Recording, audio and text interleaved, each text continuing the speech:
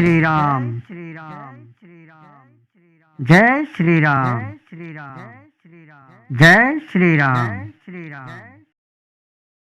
वह वक्त देवता, नाग, किन्नर और दिक्पाल चित्रकूट में आए और श्री रामचंद्र जी ने सब काऊ को प्रणाम करो। देवता नेत्रन को लाभ पाए के आनंदित भय फूलन की वर्षा करके देव समाज ने कही, हे नाथ, आज आपको दर्शन पाए के हम सनाथ हैगे। फिर विनती करके उन्होंने अपने दुसह दुख सुनाए और दुखन के नाश को आश्वासन पाए के हर्षित है के अपने अपने स्थानन को चले गए। श्री रघुनाथ जी चित्रकूट में आ बसे हैं। जे समाचार सुन के बहुत से मुनि आए। रघुकुल के चंद्रमा श्री रामचंद्र जी ने मुदित भई मुनि मंडली को आवत भई देख के दंडवत प्रणाम करो। मुनिगण श्री राम जी को हृदय ते लगा लें और सफल हैवे के लिए आशीर्वाद दें। वो सीता जी, लक्ष्मण जी और श्री रामचंद्र जी की छवि देखें और अपने सबरे साधनन को सफल समझें। प्रभु श्री रामचंद्र जी ने यथायोग्य सम्मान करके मुनि मंडली को विदा करो। श्री रामचंद्र जी के आए जावे थे वो सब अपने अपने आश्रमन में अब स्वतंत्रता के संग योग, जप, यज्ञ और तप करन लगे। जे श्री रामचंद्र जी के आगमन को समाचार जब कोल भीलन न पायो तो वो ऐसे हर्षित भये मानो नौ निधि उनके घर पे ही आ गई हूं। वो दोनों में कंद मूल फल भर भर के चले मानो दरिद्र सोनो लूटवे जा रहे हों। उनमें थे जो दोनों भैयन को पहले देख चुके, उनसे दूसरे लोग रास्ता में जाते हुए पूछें। या प्रकार श्री रामचंद्र जी की सुंदरता कहते सुनते सबने आए के श्री रघुनाथ जी के दर्शन करे। भेंट आगे रख के वो लोग जोहार करें और अत्यंत अनुराग के संग प्रभु को देखें। वो मुग्ध भये जहां के तहां मानो चित्र लिखे से खड़े हैं। उनके शरीर पुलकित हैं और नेत्रन में प्रेमासुरन के जल की बाढ़ आ रही है। श्री राम जी ने उन सबको प्रेम में मग्न मानो और प्रिय वचन कह के सबको सम्मान करो। वो बार बार प्रभु श्री रामचंद्र जी को जोहार करते हुए हाथ जोड़ के विनीत वचन कहें, हे नाथ, प्रभु आपके दर्शनन को लाभ पाए के हम सब सनाथ हैगे। हे कौशलराज, हमारे ही भाग्य ते आपको यहाँ सौभागमन भयो है। हे नाथ, जहां जहां आपने अपने चरण रखे हैं वो पृथ्वी, वन, मार्ग और पहाड़ धन्य है। वो वन में विचरण वाले पक्षी और पशु धन्य है जो आपको देख के सफल जन्म हैगे। हम सब अपने परिवार सहित धन्य है जिन्होंने नेत्र भर के आपको दर्शन करो है। आपने बड़ी अच्छी जगह विचार के निवास करो है। यहाँ सब ऋतु में आप सुखी रहोगे। हम लोग सब प्रकार से हाथी, सिंह, सर्प और बाघन से बचाए के आपकी सेवा करेंगे। हे प्रभु, यहाँ के बीहड़, वन, पहाड़, गुफा और खो, दर्रा सब पग पग हमारे देखे हुए हैं। हम वहां उन्होंने स्थानन में आपको शिकार खिलवाएंगे और तालाब, झरना आदि जलाशयन को दिखाएंगे। हम कुटुंब समेत आपके सेवक हैं। हे नाथ, याले हमें आज्ञा देवे में संकोच मत करिए। जो वेदन के वचन और मुनिन के मन को अगम है वो करुणा के धाम प्रभु श्री राम जी भीलन के वचन यात्रा सुने जैसे पिता बालकन के वचन सुने। श्री रामचंद्र जी को केवल प्रेम प्यार हो है। जो जानन वारो होए, जो जानना चाहत होए वो जान ले। तब श्री रामचंद्र जी ने प्रेम ते परिपुष्ट भये प्रेम पूर्ण कोमल वचन कह के उन सब वन में विचरण करन वाले लोगन को संतुष्ट करो। फिर उनको विदा करो। वो सिर नवाए के चले गए और प्रभु के गुण कहते सुनते घर आए। या प्रकार देवता और मुनिन को सुख देने वाले दोनों भैया सीता जी समेत वन में निवास करने लगे।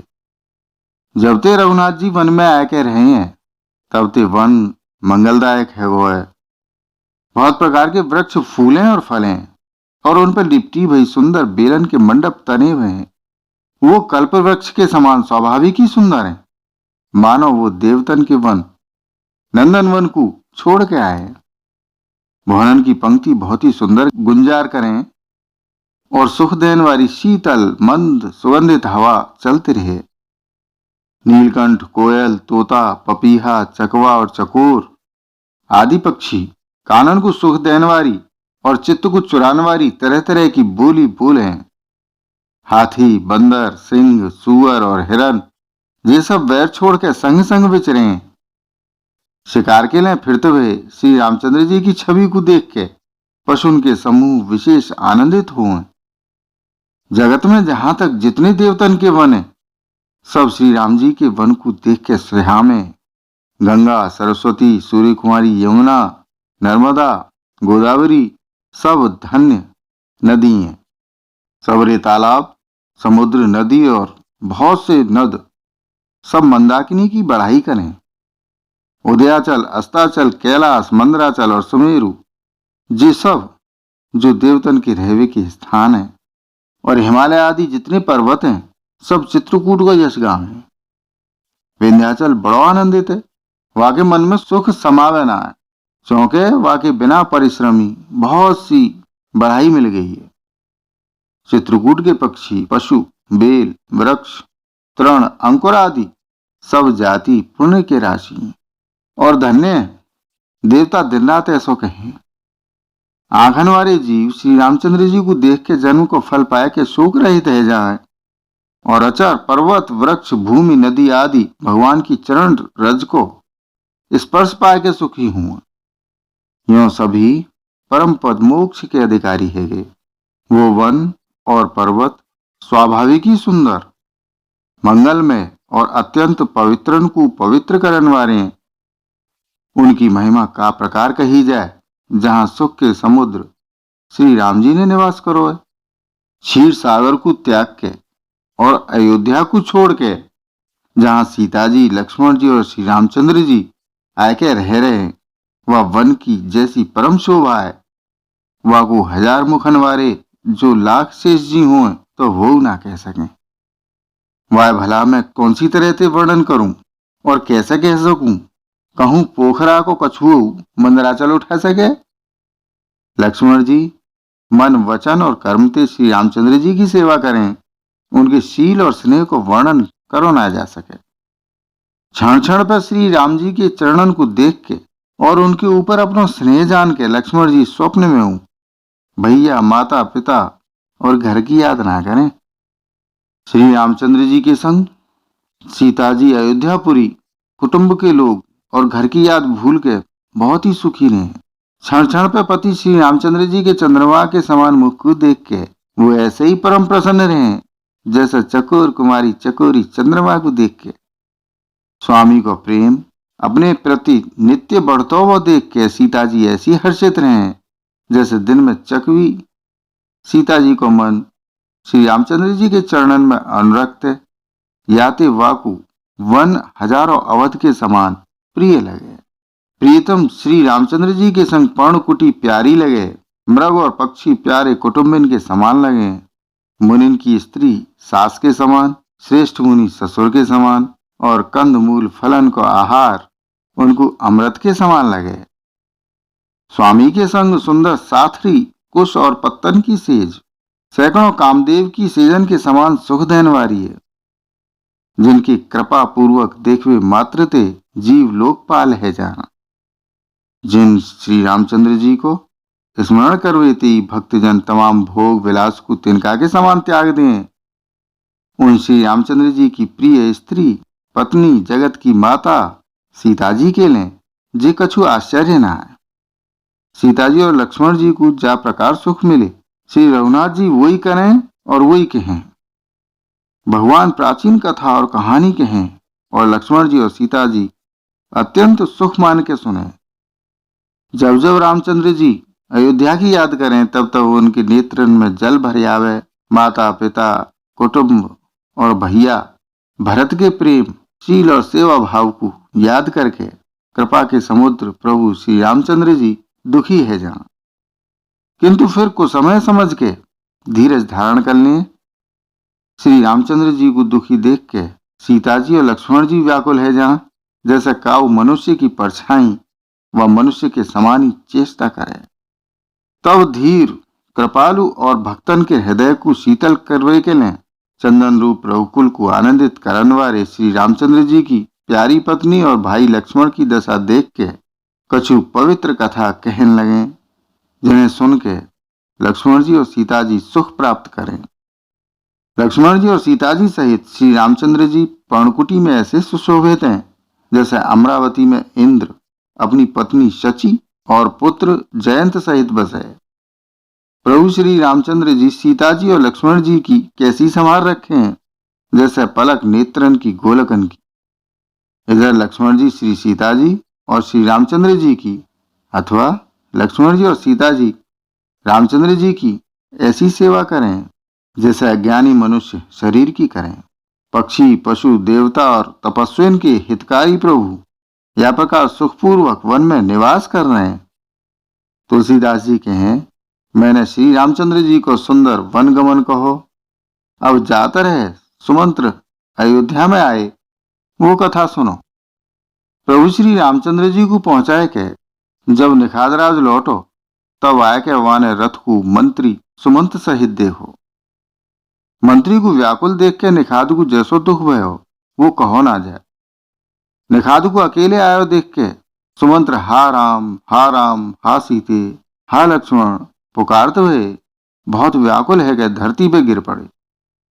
रथ के घोड़ा दक्षिण दिशा की ओर जिधर श्री रामचंद्र जी गए देख देख के हैने नावे, मानो बिना पंख के पक्षी व्याकुल हरे हों। वो न तो घास चरें और न पानी पीवें, केवल आंखन से जल बहा रहे।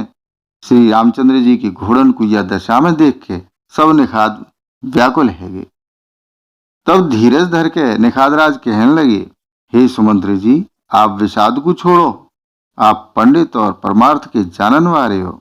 विधाता को प्रतिकूल जान के धैर्य धारण करो। कोमल वाणी ते भांति भांति की कथा कह के निखाद ने जबरदस्ती लाए के सुमंत्र को रथ पे बैठायो, परंतु शोक के मारे वो इतने शिथिल है गए कि रथ को हाँक ना सके। उनके हृदय में श्री रामचंद्र जी के विरह की बड़ी तीव्र वेदना है। घोड़ा तड़फड़ा में और ठीक रास्ता पे ना चले, मानो जंगली पशु लाए के रथ में जोत दे हूं। वो श्री रामचंद्र जी के वियोगी घोड़ा कबू ठोकर खा के गिर पड़े, कबू घूम के पीछे की ओर देखने लगे। वो तीक्ष्ण दुखते व्याकुल हैं। जो कोई राम लक्ष्मण या जानकी को नाम ले ले, घोड़ा हिकर के वा की ओर प्यार से देखने लगे। घोड़न की विरह दशा कैसे कही जा सके, ऐसे व्याकुल है जैसे मणि के बिना श्याप व्याकुल हुए। मंत्री और घोड़न की जे दशा देख के निषाद राज विषाद के वश है। वो तब वाने अपने 4 उत्तम सेवक बुलाए के सारथी के संग कर दे। निषाद राज गुह सारथी सुमंत्र जी को पहुंचाए के विदा करके लौटो। वह की विरह और दुख को वर्णन ना करो जा सके। वो चारों निषाद रथ लेके अवध को चले। सुमंत्र और घोड़न को देख देख के वो क्षण क्षण भर विषाद में डूब जाए। व्याकुल और दुखते दीन भय सुमंत्र जी सोचे कि श्री रघुवीर के बिना जीवे को धक्कार है। आखिर जे अधम शरीर रहेगा तो है ना। श्री रामचंद्र जी के बिछुड़ते ही छूट के याने यश क्यों ना ले लो। जे प्राण अपयश और पाप के भाड़े है गए, अब जे काऊ कारण कूचना करें निकरे ना है। हाय नीच मन, बड़ो अच्छो मौको चूक गो, अब वो तो हृदय के 2 टुकड़ा ना है रे। सुमंत्र हाथ मलमल के और सिर पीट पीट के पछतावे, मानो कोई कंजूस धन को खजानो खोल बैठो हो। वही या प्रकार चले मानो कोई बड़ो योद्धा वीर को बानो पहन के और उत्तम शूरवीर कहलाए के युद्ध ते भाग चलो हुए। जैसे कोई विवेकशील वेद को ज्ञाता साधु सम्मत आचरण वालो और उत्तम जाति को कुलीन ब्राह्मण धोखे ते मदरा पी ले और पीछे पछतावे। वायु प्रकाश मंत्री सुमंत्र सोच के पछताए रहे। जैसे काऊ उत्तम कुलवारी मधु स्वभाव की समझदार और मन वचन कर्म ते पति को ही देवता मानन वारी पतिव्रता स्त्री को भाग्यवश पति को छोड़ के पति ते अलग रहना पड़े। वह वक्त वाके हृदय में जैसा भयानक संताप हुए, वैसे ही मंत्री के हृदय में हैरो है। नेत्रन में जल भरो है, दृष्टि मंद है गई है, कानन ते सुनाई न पड़े। व्याकुल भई बुद्धि बेठिकाने है रही है। होठ सूख रहे हैं, मुंह में लाठी लग गई, पर जे सब मृत्यु के लक्षण है जावे पे प्राण ना निकले, क्योंकि हृदय में अवध रूपी किवाड़ लगे हुए हैं। अर्थात 14 वर्ष बीत जावे पे भगवान फिर मिलेंगे। यही आशा रुकावट डाल रही है। मंत्री जी के मुख को रंग बदल हो, जो देखो ना जाए। ऐसा मालूम पड़े मानो इन्होंने माँ बाप को मार डालो हो। उनके मन में राम वियोग रूपी हानि की महान ग्लानि पीड़ा छा रही है, जैसे कोई पापी मनुष्य नरक को जात हो रास्ता में सोच रो हो। मोहते वचन ना निकले, हृदय में पछतावे कि मैं अयोध्या में जाए के का देखूंगो। श्री रामचंद्र जी ते शून्य रथ को जो कोई देखेगो, वो ही मुझ देखवे में संकोच करेगो। अर्थात मेरा मुंह ना देखना चाहेगो। नगर के सब व्याकुल स्त्री पुरुष जब दौड़ के मोते पूछेंगे, तब मैं हृदय पे वज्र रख के सबको का उत्तर दूंगा। जय श्री राम। प्रियजनों, शेष रामचरित्र अगले वीडियो में। तब तक इस वीडियो को लाइक और शेयर करें, चैनल को सब्सक्राइब करें, साथ ही नोटिफिकेशन बेल आइकन को दबाना ना भूलें, जिससे आने वाली वीडियो आपको मिलती रहे। वसुधैव कुटुंबकम। जय श्री राम। जय हिंद।